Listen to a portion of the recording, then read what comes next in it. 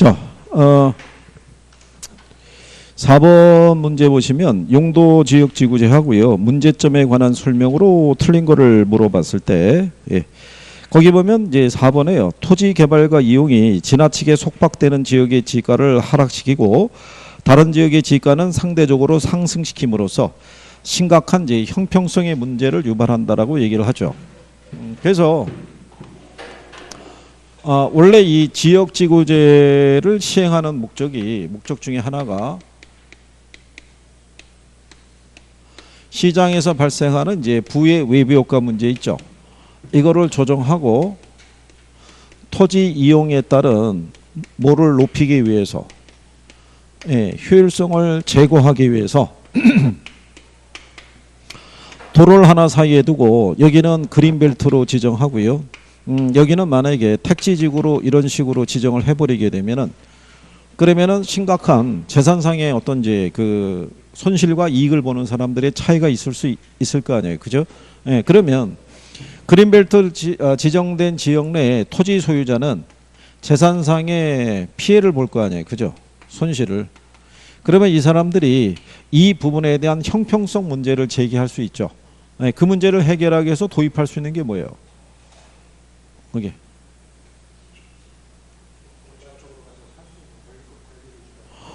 그게 거기 6번에 가면 개발권 양도제라고 나와 있잖아요, 그죠? 예, 이제 그런 게 이게 생각이 나야 돼요, 그죠? 그래서 자, 이제 그런 내용을 이제 형평성의 문제를 이야기하고요. 예, 그래서 거기에 따른 문제를 해결하기 위해서 우리가 보완적인 관계에서 쓸 수 있는 게 개발권 양도제더라. 근데 개발권 양도제는 현재 우리나라에서 시행이 안 되고 있다는 거죠. 그러면 개발권 양도제의 가장 큰 취지는 뭐예요? 개발권 양도제의 가장 큰 취지는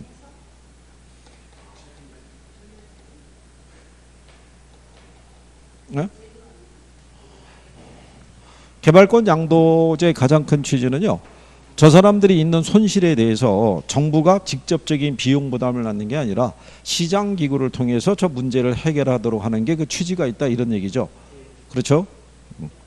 자, 그리고 이제 거기 4번 문제 가시면 5번 지문에 토지용에 나타나는 정의 외부 효과를 제거하기 위해서 정부가 시장에 개입한다. 그러니까는 이제 틀렸다는 얘기죠. 주로 부의 외부 효과 문제를 조정하기 위해서 개입한다. 네, 이렇게 구별하시면 될 거예요. 그다음에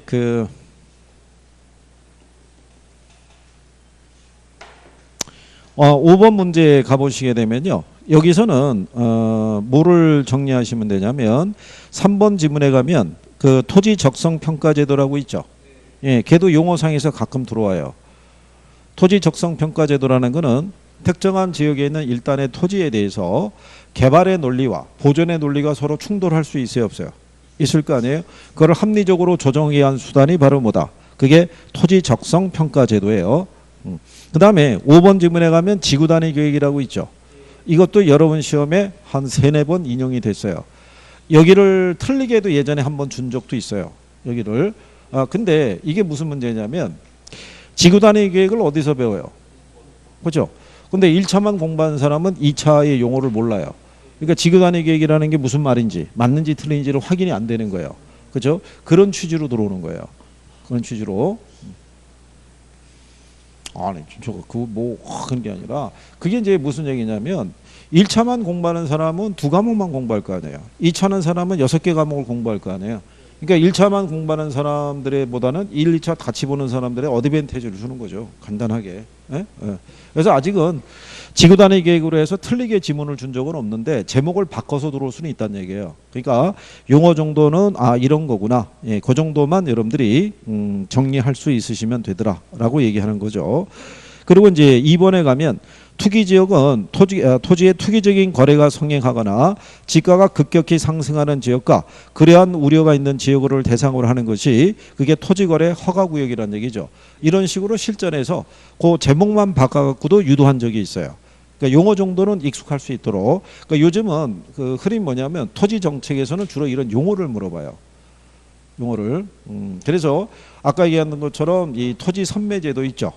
예, 그런 것들도 시험상에서 인용을 자주 해주는 거예요. 그러니까 이제 거기에 관한 용어에 관련돼서는 여러분들에게 이제 문제로서 보완을 해드릴 거예요. 문제에서 보셔가지고 이게 이렇게 흩어져 있을 때하고요. 걔네가 용어로 이렇게 들어올 때하고 그리고 그때 들어올 때 뭐도 많이 물어보냐면 부동산 가격 공시 및 감정 평가를 한 법률에서 공시가 산정이 있죠. 여러분 시험에 2번 나온 게 뭐냐면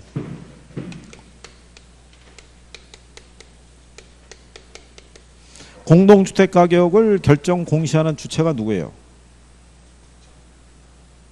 이거. 아니. 자, 토지 있죠. 토지 가면 표준지 공시지가 있죠. 그 다음에 개별 공시지가 있죠.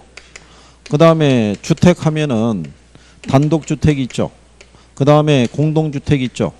단독주택도 표준주택이 있고 그 다음에 뭐가 있어요? 이렇게 돼 있을 때 제가 해드린 게 어떻게 해드렸냐면 이렇게 정리해드렸다고요.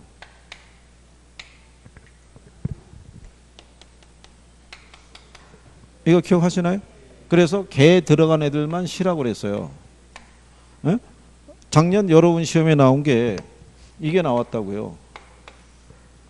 개별 공시가 산정은 누가 하겠어요? 에? 시장군수구청장이 하는데 국토교통부 장관 그러면 틀릴 거 아니에요. 간단하게 그렇게 준 거예요. 그죠? 그 다음에 얘도 문제로 준 거라고요. 공동주택을 시장군수구청장이 한다면 틀리죠. 그렇지 않아요? 그러니까 이렇게 해서 간단하게 나온다고요. 그러니까 그래서 요거를 우리가 가격공시도 할 때 이거를 기본으로 적어드리잖아요. 그죠? 이신청도 다 이 사람들에게 하는 거잖아요. 기간 30일이고. 그렇죠? 그러니까 기본적인 내용은 그렇게 정리할 수 있으시면 된다는 얘기예요. 그죠? 자, 그러면 그 6번에 가게 되면 개발권 양도제라고 돼 있죠.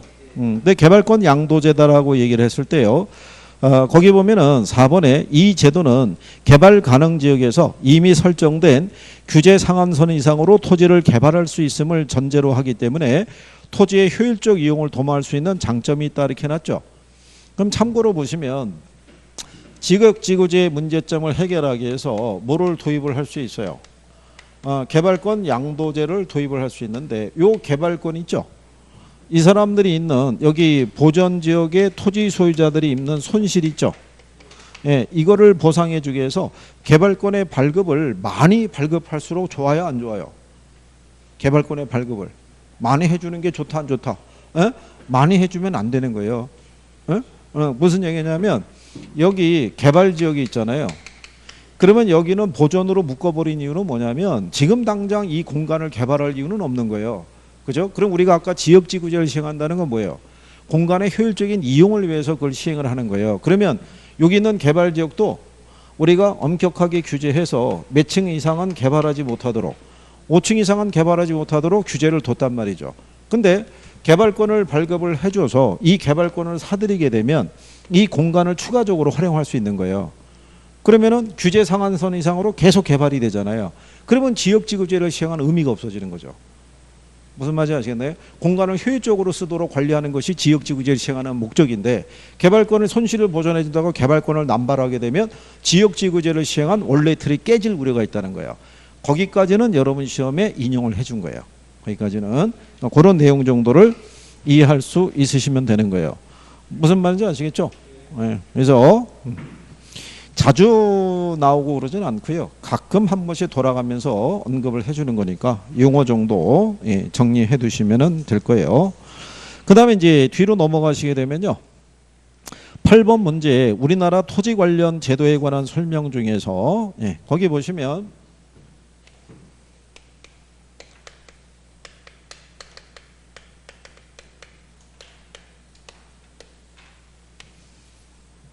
아까 얘기했지만 어쩔 수 없이 우리는 시험이 임박할수록 이 선택과 집중을 잘할 수밖에 없어요. 그죠? 다 저기를 하실 수는 없으니까. 중요하다고 말씀드리는 용어들은 꼭 좀 숙지할 수 있도록 그죠? 공부를 좀 하시고. 뭐 제가 올해 들어서 그 유독 잔소리를 많이 하는 이유가 올해 들어서 유독 공부를 더 안 하시더라고요. 그래서 잔소리가 많아질 수밖에 없고 이게 이제 아마 인강으로 들으시면은 그게 피부에 잘 안 와닿는데 여기서 사람을 대면을 하고 뭐를 물어봤을 때 뭐 이상한 소리 나오거나 그러면은 진짜 그러면서도 요즘 나오는 얘기가 아니 궁금한 걸 물어보셔야지 왜 안 물어보시냐고 그랬더니 지금 드디어 나오는 소리가 그거예요. 7월인데 아직도 이것도 모른다고 타박을 받을까봐 못 물어보겠다는 거예요. 혼날까봐. 근데 여러분들은 원래부터 물어봐요, 안 물어봐요? 안 물어봐요. 제일 처음에 나오는 단계가 이거예요. 아니 뭘 알아야 물어볼 거 아니냐. 그러고 초기를 버틴게요. 그 다음에 두 번째는 뭐라고 하냐면 물어볼 게 너무 많아서 못 물어보겠대요. 공부해보니까. 그 다음에 세 번째가 되니까 아직도 이것도 모르냐라고 혼날까봐 못 물어보겠다는 거예요. 그럼 그 다음 단계가 뭐겠어요? 아니죠. 선생도 인간인데 쉬어야 될 거 아니냐. 쉬는 시간을 뺏을 수 있겠느냐. 뭐 이렇게 버팅기는 거예요. 그 결론은 안 물어보겠다는 거예요. 그죠? 이거 언제 후회하겠어요? 시험장에 가서. 내년엔 꼭 물어봐야지 그러고 가는 거예요. 내년 되면 물어봐요, 안 물어봐요? 안 물어봐요. 그냥 버팅기는 거예요, 그냥. 그죠?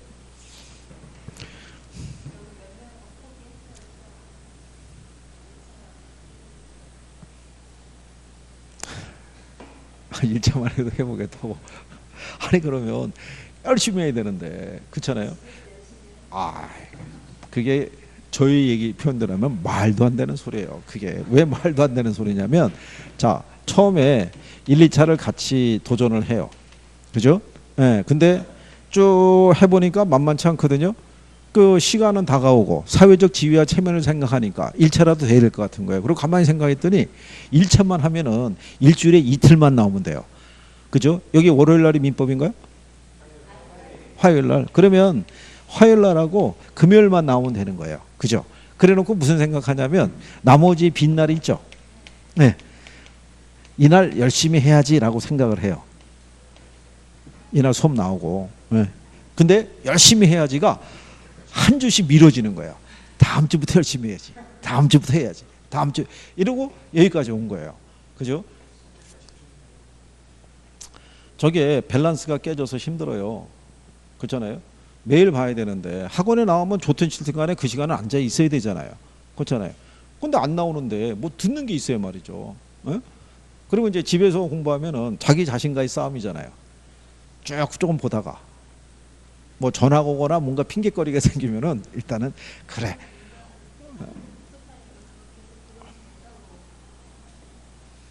그게 인강의 특징이 뭐냐면 이거예요. 내가 원하는 시간에 내가 원하는 내용을 내가 선택을 해서 계속 볼 수 있다라는 그게 있는 거예요. 그죠? 네. 어느 분이 엊그저께 얘기하는 게 무슨 얘기냐면 그날이 저기 그 자녀 뭐 생일이었대요. 생일 파티 쭉 해주고 애를 재워야 되니까 재우고 난 다음에 재우면서 옆에 잠깐 누웠다는 거죠. 누우면서 이따가 나는 11시쯤에 일어나가지고 공부를 해야지 라고 해서 눈을 떴더니 아침 9시란 얘기죠. 그냥 바로 학원에 올 수밖에 없고 그게 아주 강한 의지가 뒷받침이 돼야 돼요. 이게 인강을 들어서 안 된다 이런 개념이 아닌데 그러기 위해서는 본인이 강한 뭐가 있어야 돼요. 의지가 있어야 돼요. 의지가 없으면 그죠? 아무리 시간을 많이 주더라도 해결이 안 되잖아요. 그러니까 혹시 그 집에서 공부하고 있겠다 뭐 동영상으로 보겠다 뭐 이렇게 하게 되면 중간에 그래도 안 되면 한 번쯤은 나와서 점검도 해야 되고 모의고사도 봐야 되고 모의고사를 보면서 연습을 하셔야 돼요. 연습을. 1차는 무조건 시간 싸움이에요. 여러분들이 나중에 공부하시는 분들 얘기 들어보면 2차를 봐서 시간이 부족해서 문제를 못 풀었다 이런 사람은 없어요. 2차는 왜냐하면 내용을 풀어가는 게 암기적인 부분이 많기 때문에 자기 외운 거가 정확하게 맞으면 다 맞추는 거예요. 아니면 떨어지는 거지만 근데 1차는 그게 아니라 민법하고 학계론은 이해가 필요하다고요. 그렇기 때문에 제한된 시간 안에 문제를 풀어야 되는 그 시간의 압박이 대단히 큰 거예요. 시간을 어떻게 잘 활용하느냐가 이게 당락을 좌우해요. 그것도 난이도라니까요. 그렇죠? 제가 오죽하면은 이론을 먼저 풀고 계산 마지막에 풀라는 이유가 뭐겠어요? 시간 배정 때문에 그런 거예요. 시간 배정 때문에. 그래서 여러분들은 80번까지는 가야 돼요. 그래서 나중에 시험 끝나고 난 다음에 민법이 시간이 없어서 몇 개를 찍었네. 개론이 나중에 풀었는데 시간이 없어서 몇 개를 찍었네. 그러면은 그 데미지가 크다고요. 여러분들이 정상적으로 문제를 풀어서 답을 맞출 수 있는 확률이 60% 수준밖에 안 되는 거예요. 근데 문제를 안 풀고 찍으면 확률이 더 떨어지잖아요. 그렇잖아요. 그거를 언제 연습해야 돼요? 모의고사 보면서. 모의고사 보면서 연습을 해야 되는데 모의고사가 또 주말에 보잖아요. 토요일 날. 그죠? 그럼 일주일 내내 나를 고생을 시켰는데 하루는 쉬어야 될 거 아니에요. 그게 또 토요일 날 안 나오는 거예요. 그러면 학원에 데이터가 없잖아요. 이 양반이 얼마나 공부를 하고 있는지를 확인할 길이 없다고요. 그렇잖아요. 그리고 선생님이 이 얘기할 때는 그래 해봐야지 이러고 난 다음에 끝나고 집에 귀가하시면은 또 일상으로 돌아가는 거죠. 그럼 이제 참 그렇다는 얘기죠. 열심히 해주셔야 돼요. 이거는. 자, 거기 여러분들이 보시면 8번에 1번에 가면은 뭐가 있어요? 토지 공개념이라고 있죠. 토지 공개념은요, 이 토지 국유화하고는 성격이 다른 거라고 말씀을 드린 거예요. 그죠? 이거는 공산주의 국가에서 시행하는 거고, 자본주의 국가에서 도입하는 토지 공개념은 뭐냐면요, 자, 토지에 대한 소유권을 인정을 해줘요. 근데 토지라는 자원 자체가 이게 자연에서 주어진 거란 말이에요. 그렇기 때문에 토지에 관한 권리를 절대적 권리로 보지 않고 무슨 권리로 보겠다는 거예요. 상대적 권리로 보겠다는 거예요. 그래서 그 소유권 행사나 이용을 할 때 뭐를 가할 수 있다는 거예요. 제한을 가할 수 있다는 거예요. 그래서 우리나라에서도 토지 공개념에 관한 3대 법안이 있어가지고 택지 소유 상한에 관한 법률이 있었고요. 그 다음에 토지 초과 이득 세제 있죠. 예, 그 다음에 개발 부담금 제도 있죠. 이렇게 해서 이게 3대 법안이었는데 이게 예전에 IMF가 터진 직후에 얘네들은 우연 또는 헌법 불합치 이 판정받아 갖고 지금 없어졌어요. 근데 작년 여러분 시험에 얘가 2번 나온 거예요. 한 번 나와서 현재 우리나라에서 시행되고 있는 제도가 아닌 게 뭐냐 그래서 얘가 한 번 답이었고요. 작년 문제에서는 얘네 둘을 주고요. 그 다음에 기억을 뭐를 줬냐면 실거래가 신고제 있죠. 그 다음에 디귿을 뭐를 줬냐면은 분양가 상한제 있죠. 그리고 얘를 니은하고 리을로 줬어요. 다음 중에 현재 우리나라에서 시행되고 있는 제도를 고르시오 이렇게 출제한 거예요. 그러면 답이 당연히 뭐겠어요? 얘네 둘이죠. 얘는 없어졌으니까. 무슨 말인지 하시겠나요? 근데 이거를 작년에도 강의할 때 설명해 드린 이유가 뭐냐면 얘가 그 이전에 출제를 했다고요. 출제를 했으니까 선생은 토지 공개념을 얘기하면서 이 부분을 얘기해 줄 수밖에 없다고요. 그렇잖아요. 그러니까 간단하게 답을 맞출 수 있는 거를 줘요, 안 줘요? 줄 수밖에 없어요. 왜? 시간 배정을 해야 되니까. 그렇잖아요. 그래서 1분 안에 풀 수 있는 애들 있죠. 읽으면 답이 탁 나올 수 있는 거. 그런 애들도 한 5-6개씩 들어와요. 전체적인 밸런스가 맞아야 되니까. 그러니까 그런 거는 놓치시면 안 되는 거예요. 작년에 여러분들이 문제 보면 맞출 수 있는 게 저런 개별 공시가 이런 거 있죠. 표준지 공시가 산정을 시장 군수 구청장이 하면 틀릴 거 아니에요. 토지의 집약적 이용하는 건 누가 하는 거겠어요? 부증성. 그런 것들을 단답형으로 줘야 안 줘요? 다 주는 거예요. 답 맞출 수 있게끔. 그러니까 그런 거를 틀리시면 곤란한 거예요. 그죠? 자, 그래서 이 토지 공개념에 관한 그런 내용 정도 알아두시면 되겠고요. 그 다음에 이제 거기 4번에 가면 부동산 거래 신고제도 있죠. 우리가 실거래 가격으로 신고해야 되죠. 그러니까 그게 언제 신고해야 돼요? 언제부터? 기준이 언제예요? 잔금 지급이래요? 아니면은 계약 체결일부터? 계약 체결일부터 60일 이내 신고하도록 되어 있어요. 여러분 시험에는 잔금 지급일로부터 60일 그래서 틀리게 한번 출제한 적이 있어요. 그래서 그런 내용. 그래서 거기 5번 지문에 보면 오늘날 소유권은 그 자체가 당연히 사회성을 내포하지 않는 절대적 권리로 이해한다 그래서 틀린 거예요. 절대적 권리가 아니라 무슨 권리로 본다? 상대적 권리로 인정이 되더라 이런 얘기예요. 그래서 그런 내용 정도 정리하시면 되겠고요. 자, 그 다음에 이제 뒤로 넘어가시게 되면 자, 거기 11번 문제 가시면 토지 정책에 관한 기출문제에 보면 나와 있죠. 거기 보시면은 자 3번 지문에 토지 선매라는 것은 토지거래 허가구역 내에서 토지거래 계약의 허가 신청이 있을 때 공익 목적을 위해서 사적 거래에 우선해서 국가, 지자체, 한국토지주택공사 등이 그 토지를 매수할 수 있는 제도다. 그래서 이걸 답으로 줬었죠. 근데 또 한 번은 얘를 강제로 수용한다고 그래가지고 그래서 또 틀리게 한 번 또 출제를 한 거예요. 그러니까 맞는 지문으로 나오기도 하고 틀린 지문으로 나오기도 한 거예요.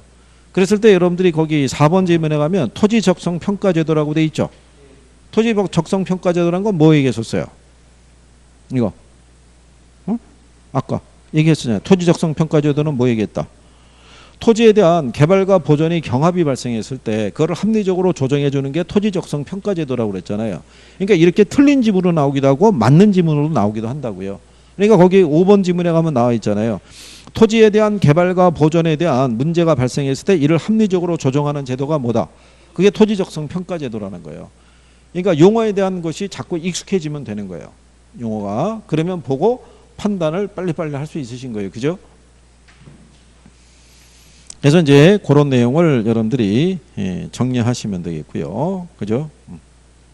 그 다음에 이제 12번에 가시게 되면 개발권 양도제 나와 있죠. 그거는 이제 틀린 게 3번이죠.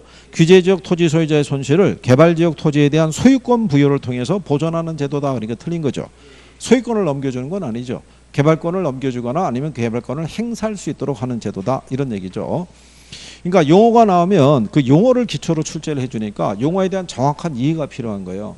얘가 외우려고 하지 마시고 그런 부분의 용어들을 기억해 주시고, 그 다음에 그 주택 정책에 갔을 때요, 제일 먼저 나오는 것이 최고 가격제라고 돼 있어요. 그래서 가로 열고 뭐라고 해놨냐면 가격 상한제라고 해놨잖아요.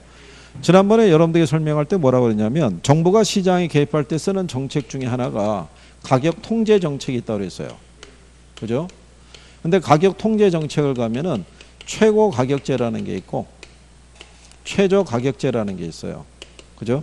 그러니까 최고 가격제라는 건요, 상한선을 설정해주고 최고 가격을 설정해주고 그 이상은 받지 못하도록 하는 거고요. 최저 가격제는 하한선을 설정해주고 그거 이하로 받으면 안 된다라고 얘기해 주는 거예요. 그래서 최저 가격제에 들어가는 대표적인 게 최저임금제라고요. 근데 최저임금제는 여러분 시험에 안 나와요. 그러면 최고 가격제에 들어가는 게 분양가 상한제 있죠. 그 다음에 임대료 규제 있죠. 그 다음에 우리나라에서는 이자율도 규제해야 해요. 물가도 통제하죠. 이런 것들이 쭉 깔려 있는데 여러분 시험에 인용하는 건 요거 둘이라고요. 근데 요 가격 통제 정책이라는 게 단기 정책이에요. 그러니까 단기 정책이니까 분양가 상한제를 적용하든 임대료 규제를 적용하든 간에 단기에만 효과가 있어요. 장기에는 다 부정적인 내용밖에 없다는 거를 일단 이해를 해줘야 돼요. 무슨 말인지 아시겠나요? 그랬을 때, 자, 분양가 상한제가 있고 임대료 규제 있죠. 기본적으로 공통적인 게 있어요. 분양가 상한제를 적용하거나 또는 임대료 규제하죠. 물론 이제 규제할 때는요, 규제 가격이 시장의 균형 가격보다 어떻게 돼요? 낮은 선에서 이제 통제한다는 전제예요. 그죠? 그럼 분양가 상한제를 도입하게 되면, 자, 신규 주택의 공급이 어떻게 돼요?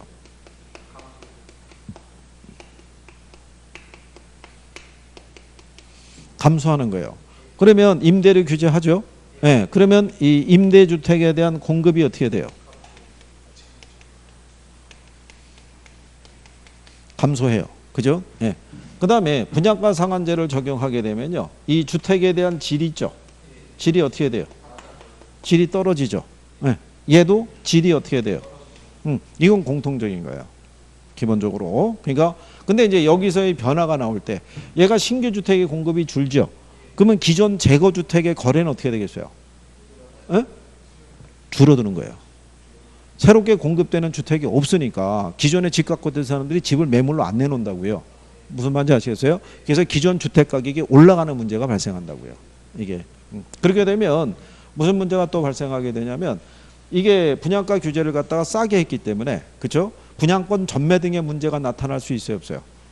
거기에 따른 이제 투기적인 거래가 나오는 거예요. 그래서 이번에 정부에서 민간 택지에도 분양가 상한제를 도입하고자 했었을 때, 그러면 당연히 분양권 전매 등에 대한 투기적인 거래 이런 문제가 나올 텐데 그거는 어떻게 해소할 것이냐 물어봤더니 국토교통부 장관이 분양권 전매 제한 기간을 늘리겠다 뭐 이런 식으로 얘기를 한 거예요. 근데 그것만 갖고 근본적인 처방이 되겠느냐 뭐 이렇게 또 얘기하는 거죠. 그러니까 그거는 일단은 시장에다가 시그널 한번 보내는 거죠. 가격이 만약에 여기서 또 이상한 조짐을 보이면 도입하겠다 뭐 이런 얘기예요. 그러니까 그거를 이제 어떻게 대처할 것이냐. 그러면 얘네가 나오면 여기에 관련되는 애들이 어떻게 돼요? 쭉 나와줘야 돼요. 그렇죠? 예, 그래서 기본적인 내용은 정리가 되어 있어요. 근데 임대료 규제나 얘네들에 대한 이런 기본적인 내용을 이제 정리하고 그 다음에 이제 나머지 내용으로 해보게 되면요. 그러니까 먼저 최고 가격제가 보게 되면요. 일단은 균형 가격보다 낮은 수준에서 통제해야 되죠. 높은 수준에서 통제하면은 시장에서는 변화가 있어요, 없어요? 아무런 변화가 안 나타나는 거예요. 예, 그것도 시험에서 인용하니까 기억을 해줘야 돼요. 그죠? 그래서 5번 지문에 가면 분양가 규제는 전매 차익이 발생해서 투기적인 수요가 불러일으킨다라고 해놨죠. 그리고 4번에 가면은 분양가 규제는 민간 주택 공급을 위축시킴으로써 중고주택의 가격을 상승시킨다 이렇게 해놨잖아요. 그 다음에 3번에 갔더니 최고 가격제가 효과적으로 시행될 때 시장에서 초과 공급 현상이 발생한다는 게 틀린 거죠. 공급이 줄어드니까 공급 부족 현상이 나타나겠죠. 자, 그러면 2번 문제 가면은 임대료 규제가 있죠. 임대료 규제. 그러면 얘는 규제 임대료가 무슨 임대료보다 시장 임대료보다 낮은 선에서 통제를 해야지 효과가 발생하는데 얘가 단기적으로는 무슨 효과가 나타날 수 있어요? 소득 재분배 효과가 나타날 수 있는데 요 소득 재분배 효과는요. 공급이 탄력적 비탄력적 어느 때 효과가 나타나는 거예요. 소득 재분배 효과는. 에?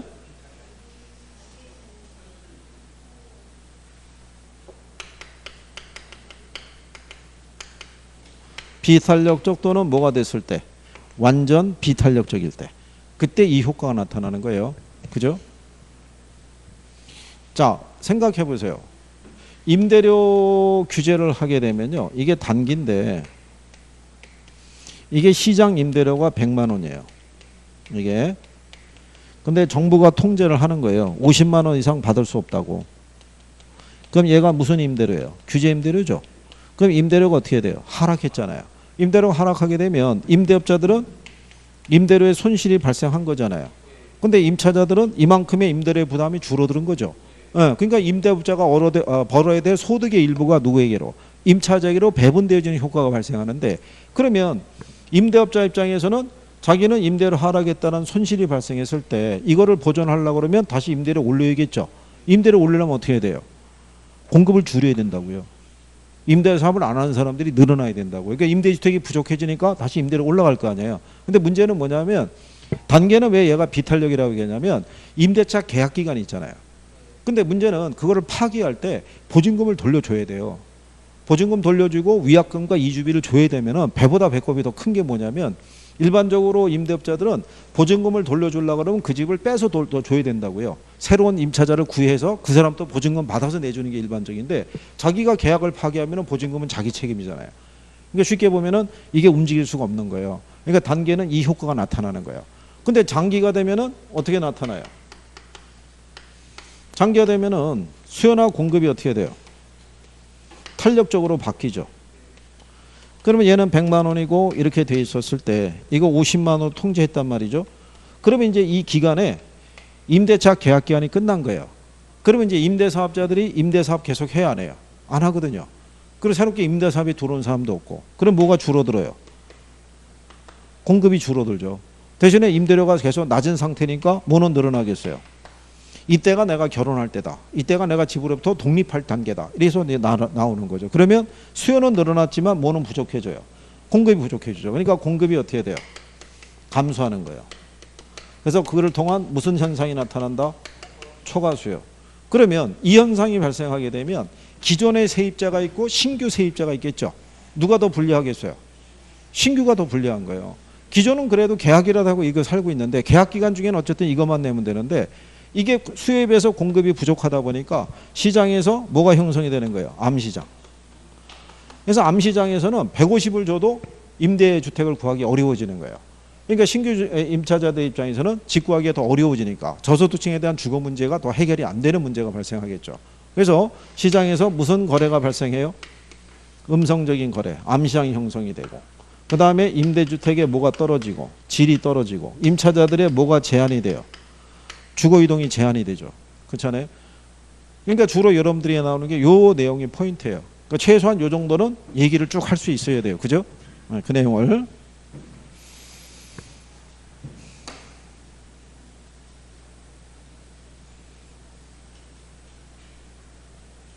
자, 그래서 이제 그 내용을 정리하시면 되겠고요. 그래서 2번 문제 가시면 임대료 규제에 관한 설명으로 틀린 거 물어봤죠.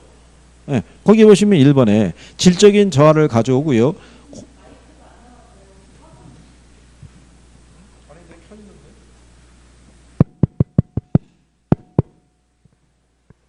이 마이크에 또 이게 나오잖아요. 예.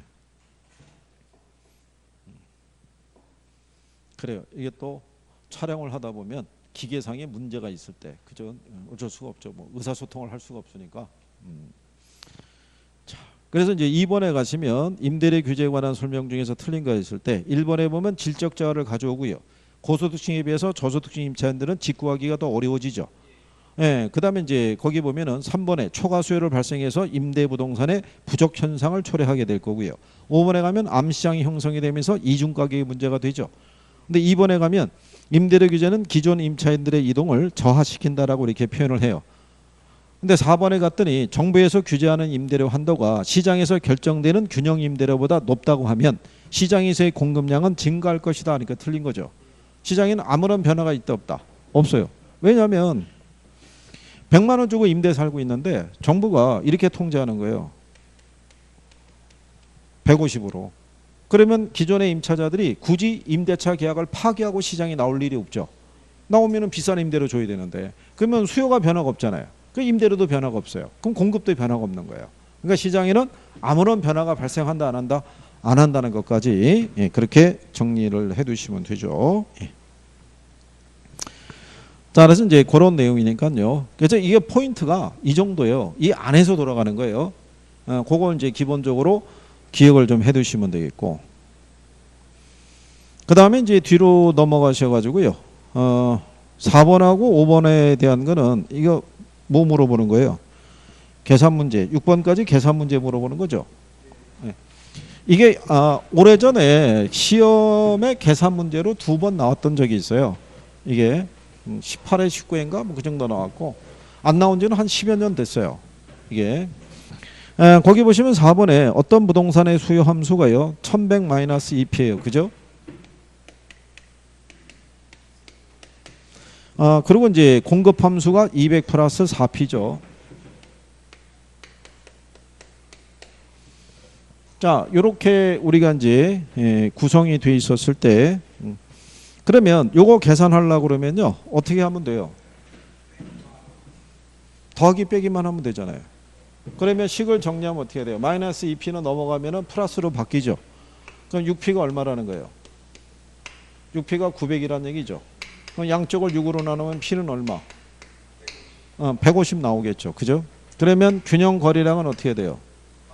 여기다가 150 대입하면 되죠. 2 곱하기 150 하면 300이잖아요. 1100에서 300 빼면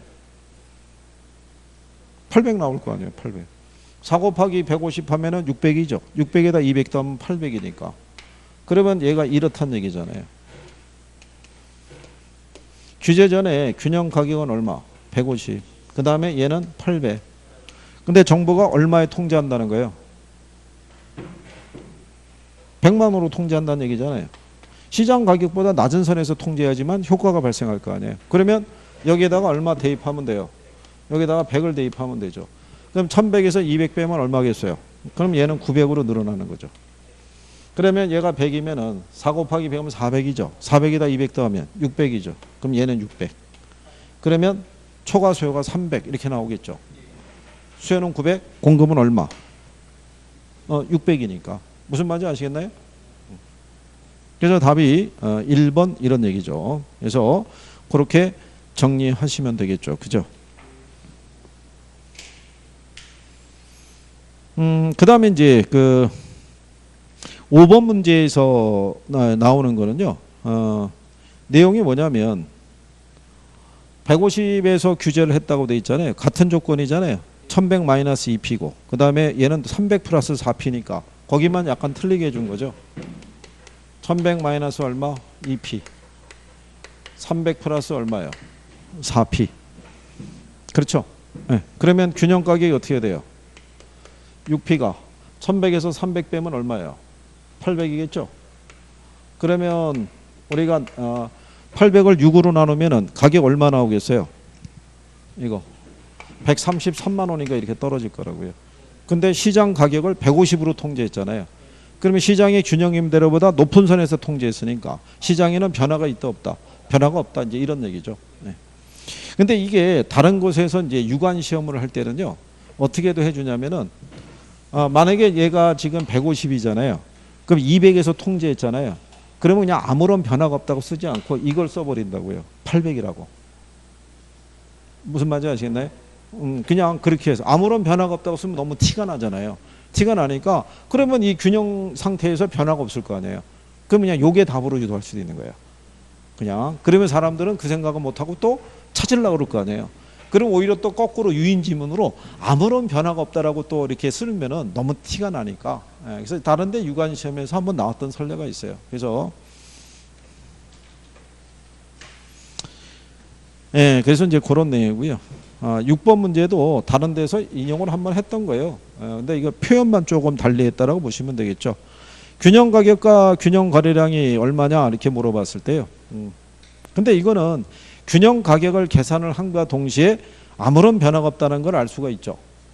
왜냐하면 만 마이너스 10P죠. 2000 플러스 10P잖아요. 그럼 어떻게 되겠어요? 8000이 20P란 얘기잖아요. 그럼 P는 얼마겠어요? 400이죠. 근데 가격을 500으로 통제했으니까는 시장 균형 가격보다 높은 선에서 통제한 거잖아요. 그러니까 이제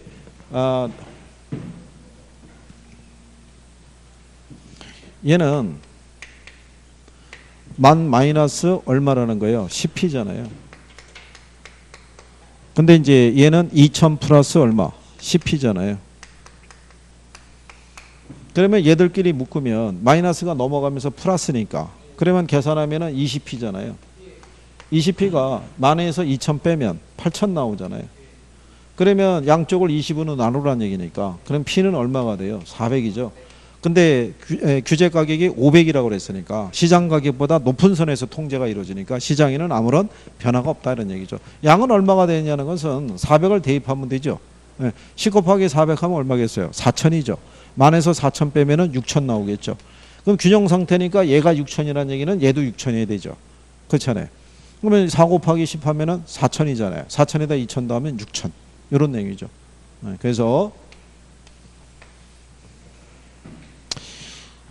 이렇게만 나오면 뭐 얼마나 좋겠어요. 그죠?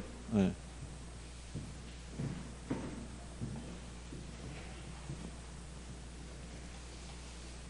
근데 근래에는 출제자들이 균형을 매년 내지는 않고요.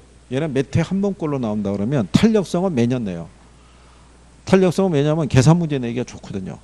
왜냐하면 가격 탄력성, 소득 탄력성, 교차 탄력성이 있으니까 이리저리 묶어가지고 내주는 거예요. 그러니까 이제 그 부분에 대한 그렇다고 해서 제가 여러분들에게 계산을 반드시 해야 됩니다. 이건 아니잖아요.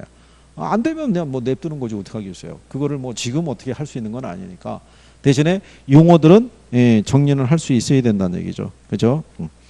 자, 그 다음에 그 7번에 보시면은 분양가 상한제하고 7번 문제죠. 분양가 상한제하고 대비되는 게 뭐예요?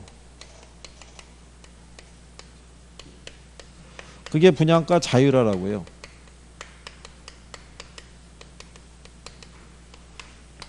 그러면 분양가를 자율화시키면요. 여기서 발생하는 문제가 어느 정도는 해소가 되죠. 일단 분양가를 자율화시키면 신규 주택의 공급이 어떻게 돼요? 늘어나죠. 왜? 가격 비싸게 받을 수 있으니까. 그럼 품질도 어떻게 돼요? 좋아지죠. 분양가 많이 비싸게 받으려고 그러면 품질을 개선을 시켜야 되니까. 그러니까 분양권 전매 차익 같은 것도 기대하기가 어렵다는 얘기죠. 그렇지 않겠어요? 그러니까 그런 것들이 해소가 되는 게 분양가 자율화에서 나타나는 현상인데 문제는 분양가를 자율화시키면 필요 이상으로 분양가를 너무 높게 책정할 수도 있어요, 없어요? 있죠. 그리고 이제 건설업체 입장에서는 분양가를 높게 책정하기 위해서는 소형주택보다는 중대형 위주로 공급하는 경향이 크다는 얘기죠. 그래서 저소득층에 대한 주거 환경이 개선되기가 조금 어려운 문제도 있다 이런 얘기죠. 그래서 거기 7번에 보면은 분양가격 통제가 주택시장에 미치는 영향이라고 보기 어려운 것을 물어봤어요. 그래서 1번에 보면 주택의 품질이 향상되기 어렵게 하더라. 그 다음에 분양가격과 실거래가격의 차이 있죠. 이것 때문에 가수요가 유발이 돼서 결국 주택가격이 상승하게 되고요. 분양가 규제는 주택 소비자의 과소비를 유발한다고 그랬죠. 기억하시죠? 이게 그 분양가 통제했을 때요. 원래 시장에 평당 분양가가 얼마냐면요. 만약에 1,000만 원이라고 가정하자고요. 그래서 원래 30평형 분양받을 때 3억 정도가 필요했는데 정부가 이게 저소득층의 입장에서 너무 부담스럽다고 보고 분양가를 500으로 통제한 거죠. 그러면 30평형 분양받으면 1억 5천이면 되거든요. 그러면 사람들이 1억 5천을 가지고 30평을 분양받는 게 아니라 여기 있는 3억을 가지고 40평, 50평을 분양 시장 들어가는 거예요. 그래서 주택에 대한 뭐가 유화가 되는 거예요? 과소비가. 예, 그게 유도가 되는 거예요. 그러니까 우리나라 사람들은 큰 거 넓은 거 좋아해요. 그렇잖아요. 그러니까 유럽 애들은 경차 이런 거 소형차 이런 거 선호하는데 우리나라 사람들은 뭐가 인식이 되어 있냐면 아이들 사이에서도 왜 너 몇 평 살아 왜 이게 기준이잖아요. 그러니까 차도 얼마나 좋은 걸 타고 다니냐가 그 사람을 일단 1차적으로 판단하는 잣대로 보는 거죠. 그래서 한때 유행했던 게 전세 살더라도 차는 좋은 거 몰고 다니는 게 유행이었잖아요. 근데 요즘은 또 소비가 많이 줄었대요. 차를 사기가 그러니까 뭐 한 30대 이런 직장인 되는 사람들이 차를 전세 살더라도 차는 좋은 거 몰고 다니는데 요즘은 또 그렇지를 못한 모양이에요. 그러니까 그만큼 뭐가 좀 안 좋다는 거예요. 경기가 좀 안 좋다 이런 얘기죠. 그래서 그러니까 이제 뭐 어떻게 하겠어요. 자, 근데 이제 거기 보시면 4번에 분양가 상한제는 효율성 측면에서는 바람직하다고 볼 수 있으나 형평성 측면에서는 소득과 재산 분배 구조를 왜곡시키는 결과를 가져올 수 있다 했으니까 표현이 바뀐 거겠죠. 분양가 상한제를 적용하게 되면은 형평성 측면에서는 좀 바람직하다고 할 수가 있죠. 근데 효율성인 정의 측면에서는 소득과 재산 분배 구조를 왜곡시키는 결과를 초래할 수도 있다 없다. 그럴 수도 있다는 얘기죠. 그러니까 건설업체 입장에서 보면 수익성이 악화되잖아요. 그렇죠? 그래서 분양가 상한제를 도입을 한 다음에 정부가 그로 인해서 주택 건설업체가 있는 피해 있죠. 네, 그거를 보존해 주기 위해서 허용한 게 그게 선분양 제도라고 보시면 되죠. 선분양 제도. 그러니까 분양가 상한제하고 뭐하고 선분양하고는 이렇게 연결해서 정리하시면 돼요. 그러니까 선분양이라는 거는 철저하게 공급자 위주의 제도죠. 그렇지 않겠어요? 그러니까 건설 자금에 대한 이자를 누가 부담하는 거예요? 소비자가 부담하죠. 수분양자가. 거기서 부담하는 경우죠. 대신에 이제 그 수분양자들은 목돈 마련에 대한 부담은 덜하죠. 분할해서 납부하는 케이스니까. 근데 이게 이제 어떤 문제가 있냐면요. 우리나라에 이제 뭐 건설사가 만약 A라는 건설사가 있어요. 지금 보게 되면은 선분양 제도에서 이 주택을 분양하려고 그러면 일단은 우리나라에 이제 그 LH공사라든가 이쪽에서부터 그걸 허가를 준공에 따른 허가나 뭐 이걸 받아야 돼요. 근데 그거를 받으려고 그러면 얘네가 만약에 선분양하기 위해서는 뭐를 책정을 해야 돼요. 예, 분양가를 책정해야 되는데 이 분양가가 너무 높게 책정해서 들어오게 되면 얘네가 이거를 허용을 안 해줘요. 허용을 안 해준다고 뭐냐면 우리나라 주택 공급에 관한 규칙에 의하면은 20호 이상의 주택을 건설하려고 그러면 주택도시보증공사로부터 분양 보증을 받아야 돼요. 분양 보증을 받지 않으면 건설할 수가 없다고요. 그죠? 그러니까 얘네가 처음에 분양가를 신청한 게 한 3,000원, 300만 원 뭐 이렇게 신청을 했는데 주변보다 좀 비쌌던 모양이에요. 그러니까 이게 안 된 거예요. 안 돼가지고 얘네가 뭐로 돌아갔냐면 이걸로 돌아간 거예요. 후분양으로. 후분양으로 돌아가면은 완성된 주택을 갖고 판매하는 거니까 그 주택 분양 보증을 받을 필요가 없거든요. 그러면 한 3분의 2 이상 정도 건축이 되면 후분양을 할 수 있어요. 그래서 얘네가 가격을 이렇게 책정을 한 거예요. 근데 문제가 30평형이라고 그러면 평당 3,300이면 총액이 얼마 넘어가겠어요? 9억이 넘어가요. 9억이 넘어가면 대출이 안 돼요. 그런 문제가 또 있는 거예요. 그러니까 후분양 제도를 도입하려고 그러면 정부가 제도적으로 뭐를 지원해 줘야 돼요? 자금 지원이 이루어져야 돼요. 그러니까 여기서 뭐 프레이터 파이낸싱이 됐던 아니면은 뭐 보금자리 론을 확대해서 뭐 제공을 해주든지 간에 그게 지원이 있어야 돼요. 그렇지 않으면은 어려워지는 거예요. 그러니까 그게 맥락이 있다는 얘기죠. 그러니까 이제 선분양과 뭐가 있을 때 후분양이 있으니까 후분양 제도가 수요자 위주의 제도이기 때문에 상대적으로 수요자에게는 유리한 제도예요. 근데 후분양 제도를 정부가 이 도입을 하려고 그러면 정부가 금융에 대한 제도를 개편해 가지고 자금의 지원이 원활하게 이루어질 수 있도록 해줘야 돼요. 그게 아니면 힘들어요. 그죠? 네, 그러니까 그런 관계를 이제 정리할 수 있으시면 될 거예요. 그죠? 네. 그 다음에 이제 뒤로 넘어가셔서 이 8번에 보시면 분양가격을 시장가격 이하로 규제하는 분양가 상한제에 대한 설명 중에서 틀린 걸 물어봤을 때요. 요게 기출에서 한번 인용을 했는데요. 기출에서는 답을 3번으로 유도한 건데 자 여기는 이제 5번을 이제 우리가 답으로 유도한 거죠. 그래서 1번 지문에 보면 뭐라고 했냐면요. 수요의 가격 탄력성이 비탄력적일수록 초과 수요량이 더 작아진다라고 해놨죠. 예, 그러면 맞는 표현이죠. 공급의 가격 탄력성이 비탄력적일수록 초과 수요량이 어떻게 돼요? 더 작아지고요. 얘네가 탄력적일수록 초과 수요량이 더 커진다는 얘기죠.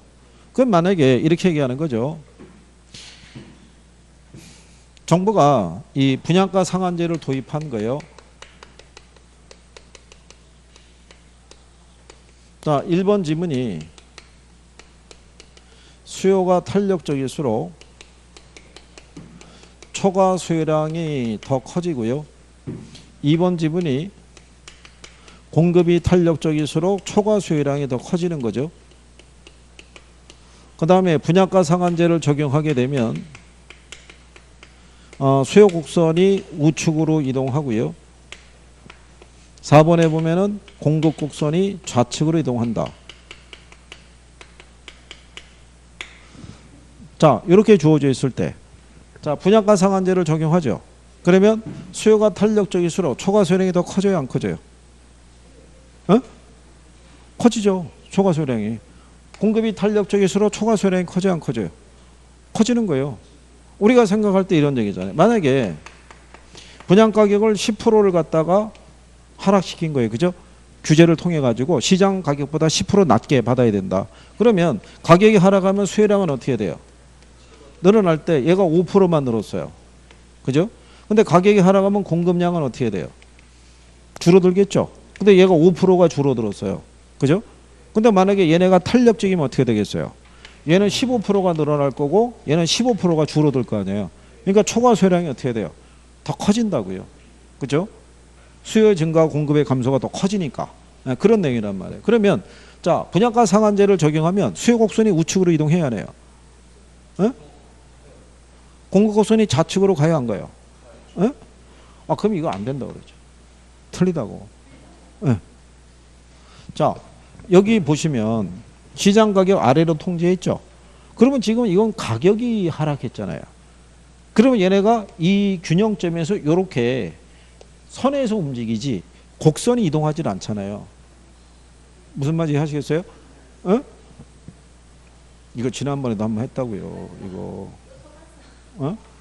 그러니까 제가 볼 때는 이거를 낸 양반이 다시 들어와서 출제하면 이거를 쓸 수 있을 거예요.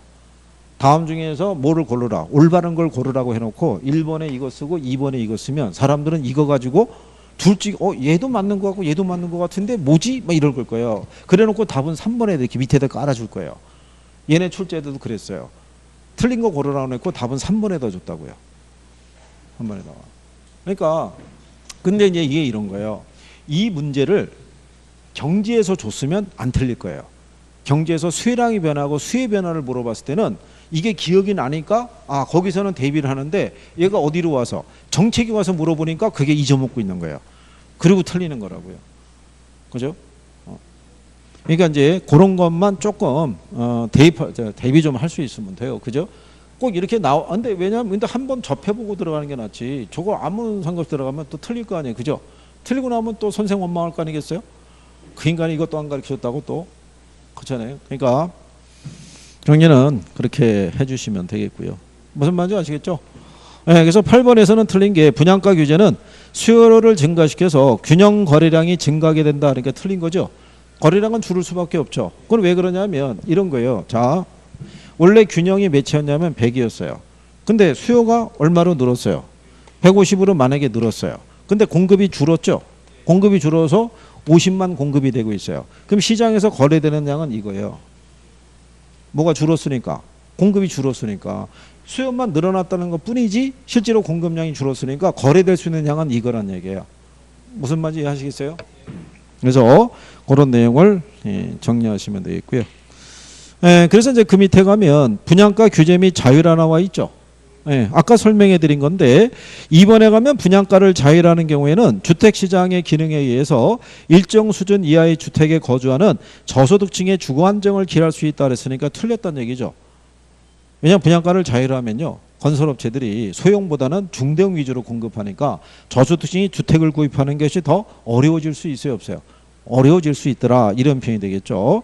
그리고 4번에 가면은 분양가 자유를 하게 되면 신규 주택에 대한 공급이 어떻게 돼요? 늘어날 것이고 신규 주택의 분양가가 높아지겠죠. 이해하시겠나요?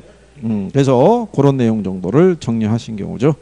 자, 여기까지 하셨고요. 뒤로 넘어가면 11번에 임대료 보조에 대한 것들이 있어요. 잠깐 쉬었다가 그쪽을 하시죠.